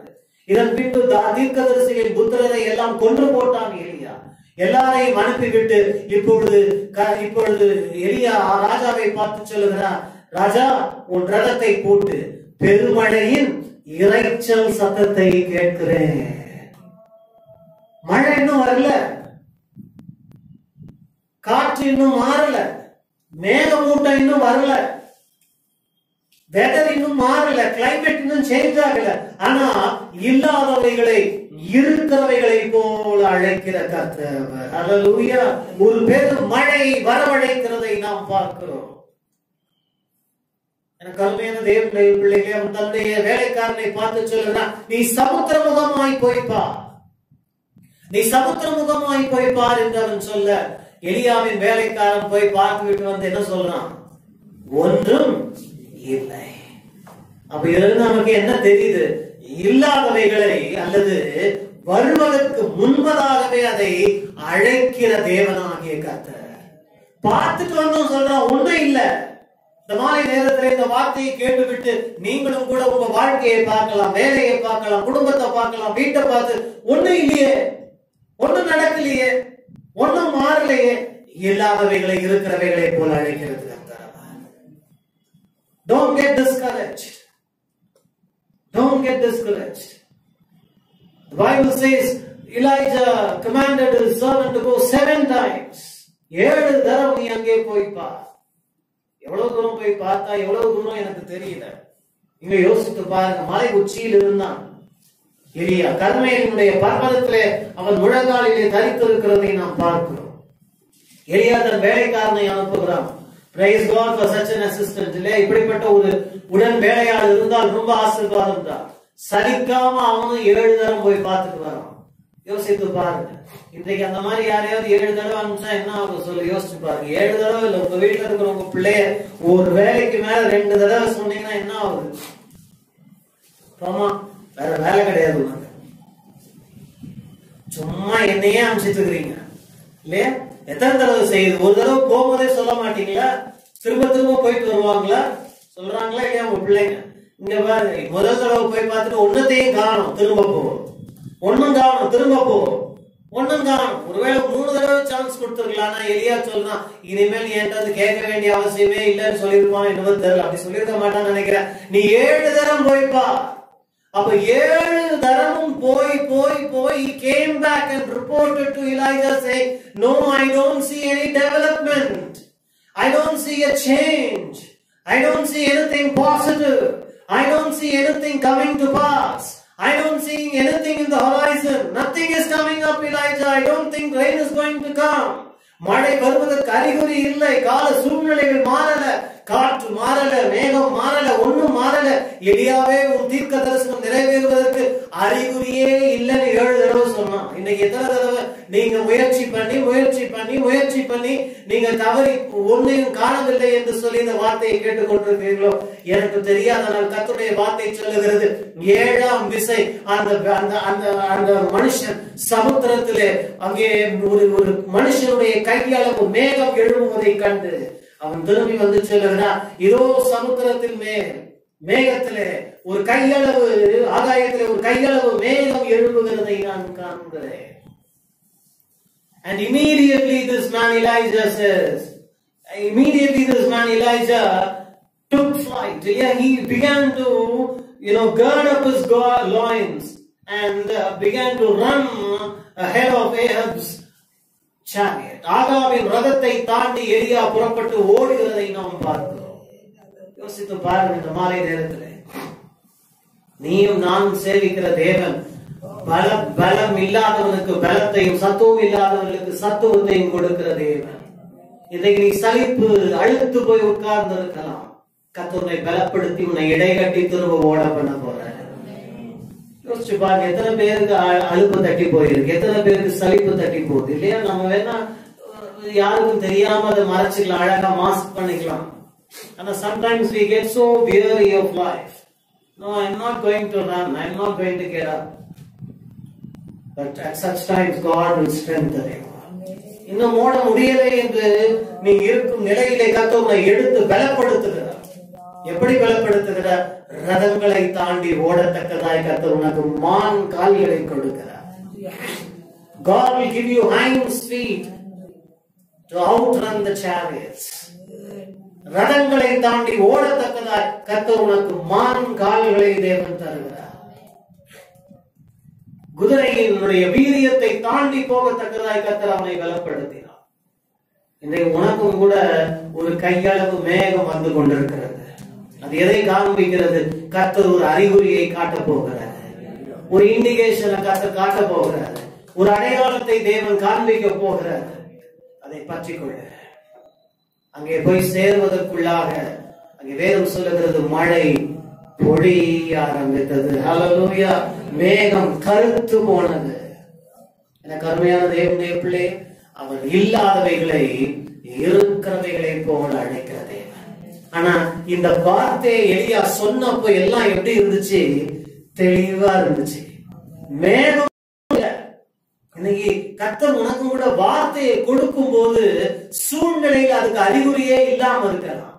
தீர்க்க தரிசனமும் சூழ்நிலையும் எதிரும் புதிருமா இருக்கலாம். ஆனா நீ பொறுமையா 7 தடவை அவன் காத்திருந்தது போல நீ ஒரு பொறுமையிலே விடாமல் நீ இருக்கும் பொழுது தேவன் பெருமழையை தேவன் சொரிய பண்ண தேவன் நல்லவராய் இருக்கிறார். ஹல்லேலூயா. இல்லாதவைகளை இருக்கிறவைகளை போல அழைக்கிற தேவன். ஏசாயா தீர்க்க தரிசன புஸ்தகம் 46ஆம் அதிகாரத்திற்கு நேராக உங்களுடைய வேதாகமத்தை திருப்புங்கள்.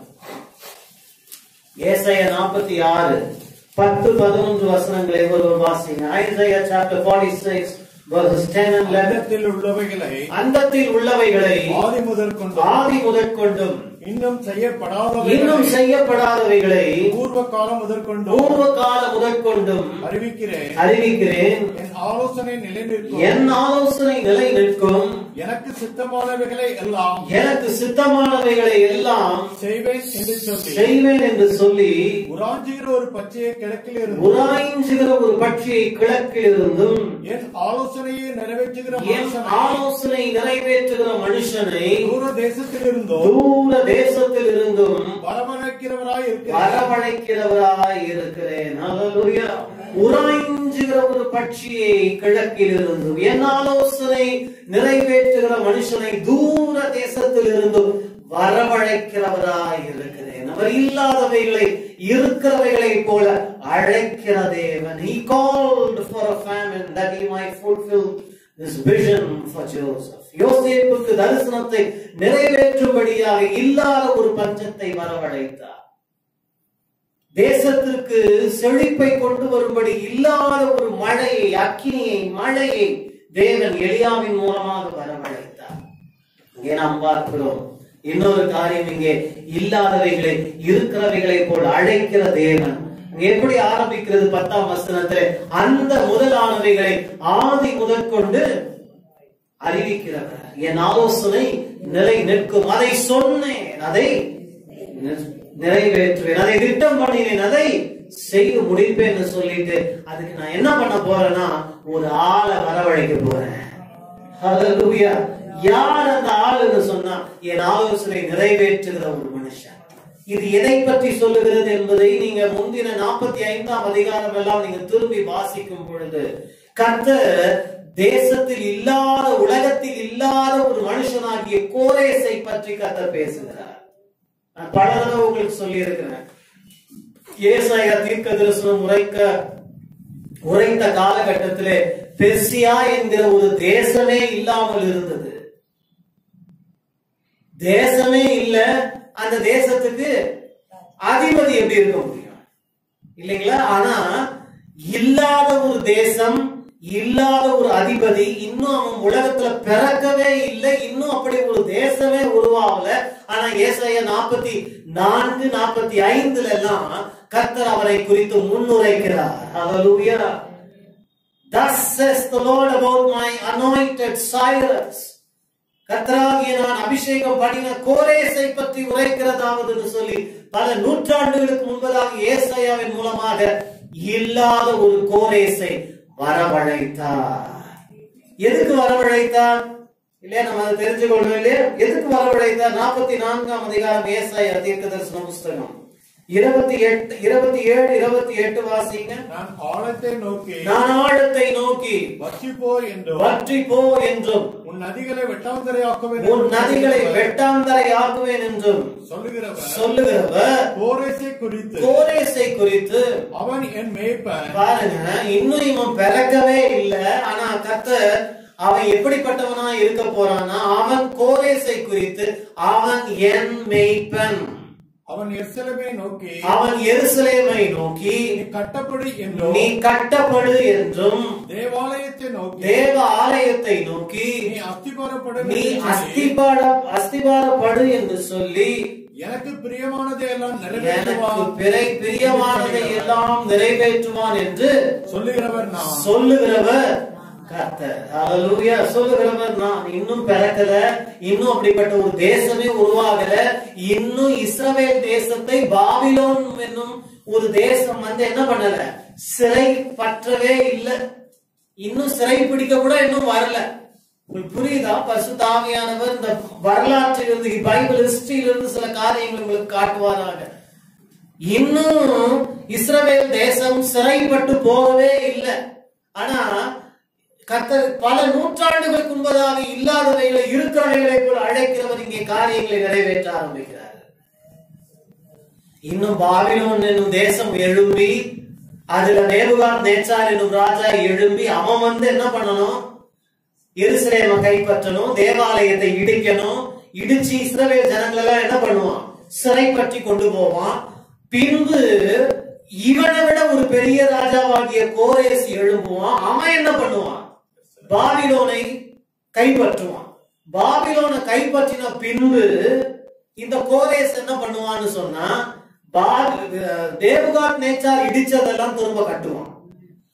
அப்ப பாத்துங்க, ஏறக்குறை 2 தலைமுறைக்கும் நடப்பதற்கு 2 தலைமுறையிலே நடக்க போகிறதை தேவன் முன்வைக்கிறார்.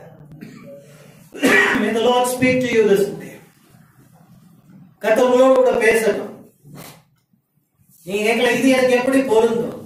பாருங்க, உங்க வாழ்க்கையில கர்த்தர் என்ன வாக்குத்தத்தம் கொடுத்திருக்கிறார். இங்க இவனை கர்த்தர் எதற்காக அழைத்தார்? வேதம் சொல்லுகிறது, அவன் என் மேய்ப்பன். அப்படின்னா என்ன அர்த்தம்? என் தலைவன், என்னுடைய லீடர். என்னப்பா பண்ணுவான் இவன்? இவன் என் ஆலயத்தை கட்டுவான், எருசலேமை கட்டுவான், என் ஆலயத்தை அஸ்திபாரப்படுத்துவான். அந்த மாலை நேரத்திலே நான் சொல்லுகிறேன், நீங்களும் நானும் தான் கர்த்தர் வாசம் பண்ணும் தேவ ஆலயம். நீங்களும் நானும் தான் தேவன் விரும்புகிற எருசலேம். அப்போ உங்க வாழ்க்கையை, என் வாழ்க்கையை அஸ்திபாரப்படுத்தி கட்டி எழுப்புகிற மனுஷர்களை கர்த்தர் வரவழைக்க போறாரு. ஹல்லேலூயா. அவன் எங்க இருக்கிறான்னு தெரியல, ஆனா கர்த்தர் வரவழைக்கிறாரு. ஹல்லேலூயா. அதுதான் புறாய்ஞ்சுகிற ஒரு பட்சி. கிழக்கிலிருந்து அவனை வரவழைப்பேன். அவன் என் ஆலோசனை என்ன பண்ணுவான், நிறைவேற்றுவான். வேதம் சொல்லுகிறது, எனக்கு சித்தமானவைகள் எல்லாம் அவன் செய்வான் அப்படின்னு கர்த்தர் தாவீதை குறித்து சாட்சி சொன்னார். இங்க எபிரேயன் கூட இல்லவன், யூதன் கூட இல்ல, கோரேசை குறித்து சாட்சி சொல்லுகிறார். இன்னைக்கு உங்க வாழ்க்கை இடிக்கப்பட்டிருக்கா? உன் தேவாலயம் இடிக்கப்பட்டு, அஸ்திபாரம் இடிக்கப்பட்டு கிடக்கிறதா? எல்லாருடைய வாழ்க்கையிலும் ஏதோ ஒரு இடம் கட்டப்பட வேண்டியதில்லை, இது இருக்கலாம். கர்த்தரை கட்டி எழுப்புவதற்கு ஒரு மனுஷனை கர்த்தர் ஏற்படுத்தி வச்சிருக்கிறாரு. எனக்கு தெரியல, உங்களுக்கு ஒரு மனுஷனை தேவன் ஏற்படுத்தி வச்சிருக்கிறாரு. அவன் கர்த்தருடைய திட்டத்தை உங்க வாழ்க்கையில நிறைவேற்றுவான். இங்க ஒரு கோரேஸ் உங்களுக்கு யார் வச்சிருக்கிறாருன்னு தெரியல. எந்த சுரேஷ், எந்த ரமேஷ், எந்த இல்லையா, எந்த குமாரி, எந்த யார் ரவி, யார் வரப்போறாங்களோ தெரியல. யாரையோ ஒருத்தரை கர்த்தர் ஏற்படுத்தி வச்சிருக்கிறாரு.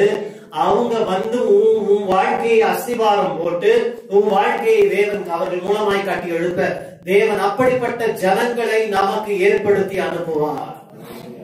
Hallelujah. God will use people in your life and in my life to build us up.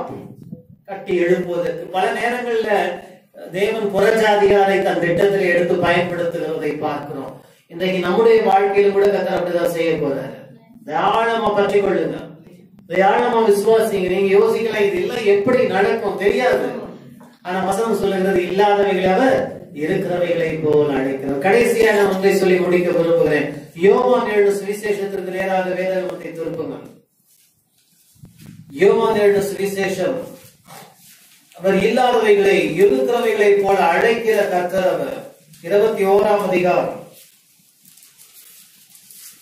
யோவான் எழுதின சுவிசேஷம் 21ஆம் அதிகாரம் 10ஆம் வசனத்திலிருந்து வாசியுங்கள். இயேசு அவர்களை நோக்கி நீங்கள் இப்பொழுது பிடித்த மீன்களில் சிலவற்றை கொண்டு வாருங்கள் என்றார். சீமோன் பேதுரு படவில் ஏறி 153 பெரிய மீன்களால் நிறைந்த வலையை கரையில் இழுத்தான். இத்தனை மீன்கள் இருந்தும் வலை கிழியவில்லை. இயேசு அவர்களை நோக்கி வாருங்கள் போஜனம் பண்ணுங்கள்.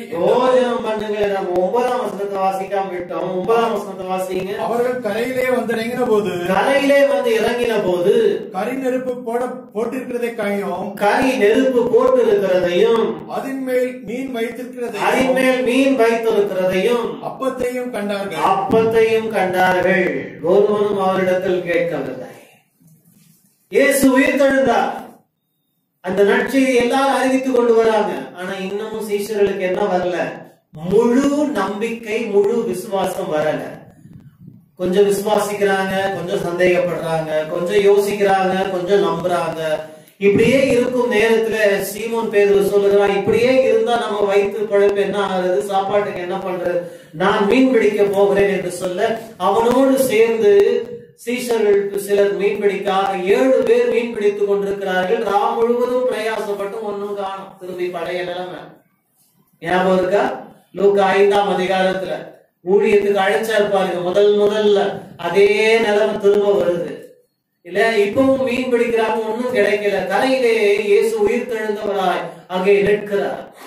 கரையிலே நிற்கிறவரை கண்டு இயேசு அவர்களை பார்த்து கேட்கிறார், பிள்ளைகளே, இவங்க மீன் பிடிக்கலன்னு வெறுமையா திரும்ப வராங்க. இயேசு அவர்களை பார்த்து கேட்கிறார், பிள்ளைகளே, புசிக்க ஏதாயிலும் இருக்கிறதா? சொல்றாங்க, ஆண்டவரே, ஒன்றும் இல்லை, ராம் முழுவதும் பிரயாசப்பட்டு ஒன்றும் கிடைக்கவில்லை. இயேசு அவர்களை பார்த்து சொல்லுகிறார், படகின் வலது பக்கத்திலே போடுங்கள். இல்லையா? என்ன போட்டிருக்கு? வலதுபுறமாய் போடுங்கள் என்று சொன்னார். அவர்களும் அந்த வார்த்தையின்படியே போய் வலையை போட்ட பொழுது 153 பெரிய மீன்கள் அவர்களுக்கு அகப்பட்டது. எனக்கு அருமையான தேவனுடைய பிள்ளைகளை, அவர் இல்லாதவைகளை இருக்கிறவைகளை போல அழைக்கிற தேவன். சில நேரங்களிலே வாழ்க்கையின் சோர்வு, வாழ்க்கையினுடைய தளர்வு, வாழ்க்கையினுடைய அவநம்பிக்கை, அவிசுவாசத்து நிமித்தம் நீ ஆண்டவரை விட்டு கொஞ்சம் விலகி போகும் பொழுதும் அவர் உன்னை விட்டு விலகாமல், உன்னை கைவிடாமல் இருக்கிற தேவனாய் காணப்படுகிறார். அந்த சத்தியத்தை தான் நம்ம இங்க பார்க்கிறோம். எல்லாரும் விட்டு விலகி போறாங்க. நாங்க பழைய தொழிலுக்கே போறோம். ஏப்பா, 3.5 ஆண்டு இயேசுவோடு இருந்தாயே, அற்புத அடையாளங்களை கண்டாயே, நோய்களை சுகமாக்கினாயே, பிசாசுகளை விரட்டினாயே, அற்புதங்களை செய்தாயே.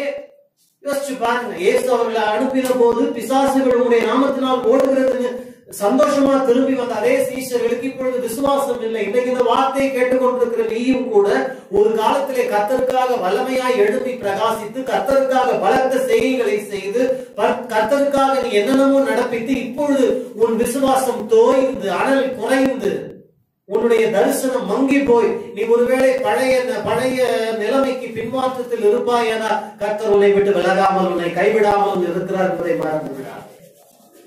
அவர் அவர்களை பார்த்து கேட்கிறார், பாருங்க, பிள்ளைகளே, புசிக்க ஏதாகிலும் இருக்கிறார். Look at the words of Jesus. Jesus was not angry at all with them. He says, children, have you anything to eat? Just imagine, put yourself in the place of Jesus. நீங்க என்ன கேட்டிருப்பீங்க? நான் என்ன சொல்லியிருப்பேன் இல்லையா? அந்த பின்மாற்ற ஜீவியத்துல போய் இந்த சீசன்ல பார்த்து என்ன சொல்லி இருப்பீங்க? இவர் பிள்ளைகளே சொல்றேன், நான் அந்த ட்ரேட்டர்ஸ், கீழ்ப்படியாதவர்களே, அல்லது வேற ஏதோ சொல்லி திட்டி இருப்போம், மாய்மாலக்காரரே, நன்றி கெட்டவர்களே, இல்லையா, புத்தி இல்லாதவர்களே திட்டி இருப்போம். ஆனா இயேசு என்ன சொல்றாரு பாருங்க, பிள்ளைகளே, ஹல்லேலூயா. உன்னையும் கூட ஆண்டவர் எப்படி பாக்குறாரு? பிள்ளைகளாய் பார்க்கிறார். நீங்க அவரை பிதாவா அப்பாவா நீங்க எவ்வளவு உறவு கொண்டாடுறீங்களோ தெரியல, இன்னைக்கும் கர்த்தர் உங்களை பிள்ளைகளா தான் பாக்குறாரு. அதனால பிள்ளைகளுடைய மனநிலை என்னவென்று ஆண்டவருக்கு தெரியும். பிள்ளைகளுக்கு கொடுத்துட்டே இருந்தாதான் ஹாப்பியா இருப்பாங்க. இல்லையா லேடிஸ் சில நேரங்கள்ல பிள்ளைகளுக்கு கொஞ்சம் வருத்தம் வந்துருது, பிள்ளைகளே புசிக்க ஒன்றும் இல்லை. அப்போ இவங்க வாயாலேயே சொல்றாங்க ஒண்ணும் இல்ல, அவர் இல்லாதவைகள் இருக்கிறவைகளை போல அழைக்கிற கர்த்தர்.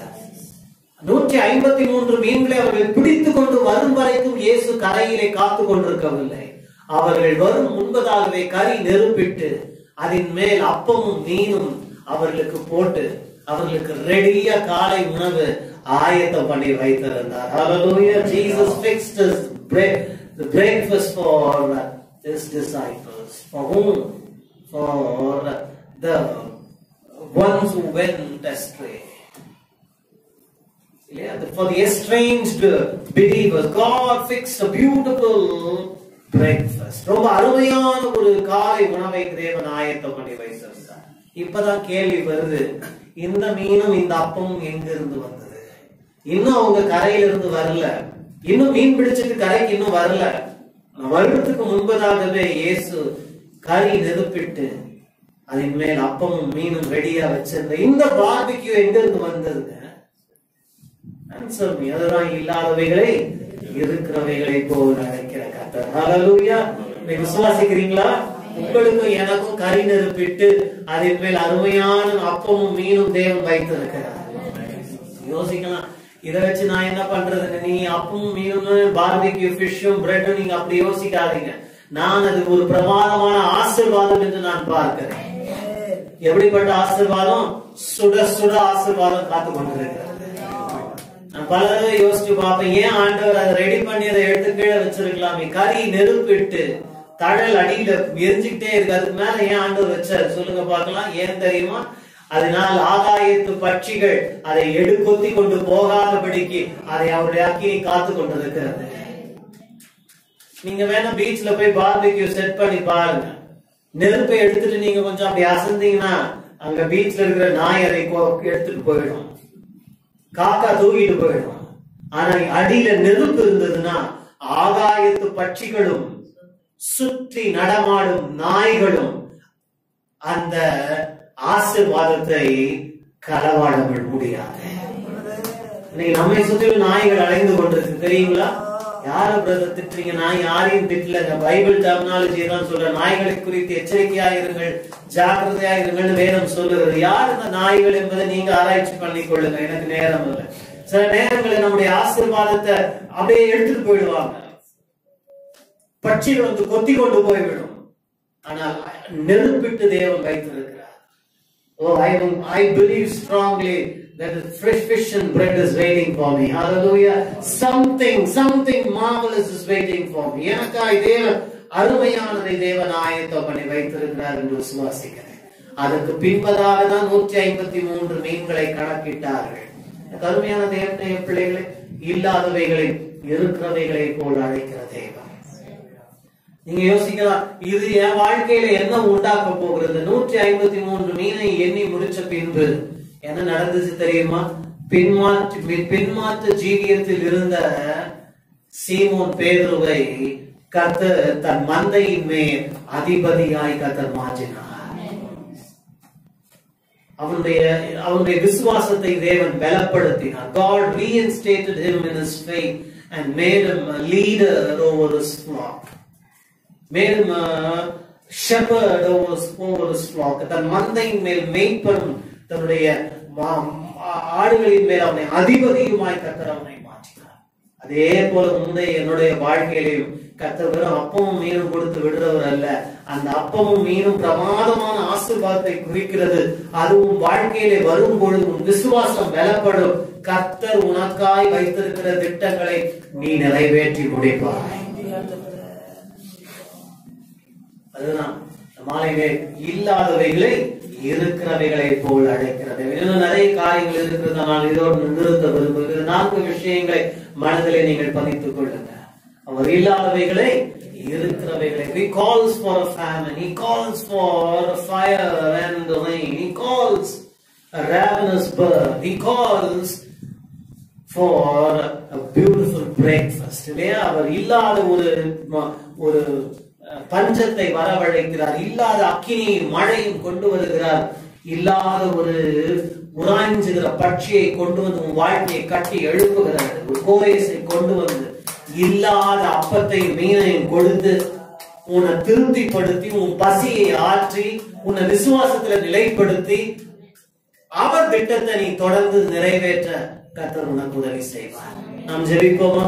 Thank you Jesus. நாம் இருக்கிற இடத்துல எழுப்பி நிற்போம். Thank you Lord. Thank you Jesus. Hallelujah. What a beautiful God we serve. எவ்வளவு அற்புதமான ஒரு தேவன், எவ்வளவு ஆச்சரியமான ஒரு தேவன். Hallelujah. நன்றி ஆண்டவரே. வாய்களை திறந்து கொண்டே துதிக்கலாம். Thank you Jesus. Thank you Jesus.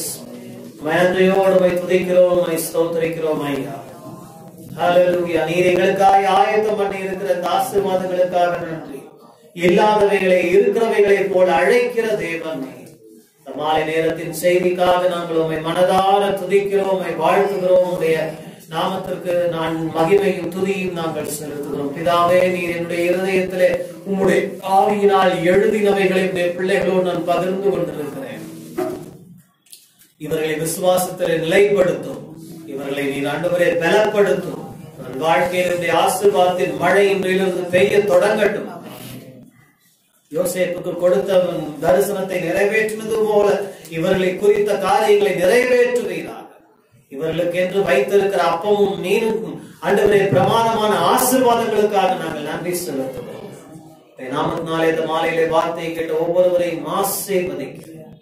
தொடர்ந்து நீர் ஆண்டவரே உடைய கிருபையின் மறைவிலே எங்களை காத்து நடத்தும்.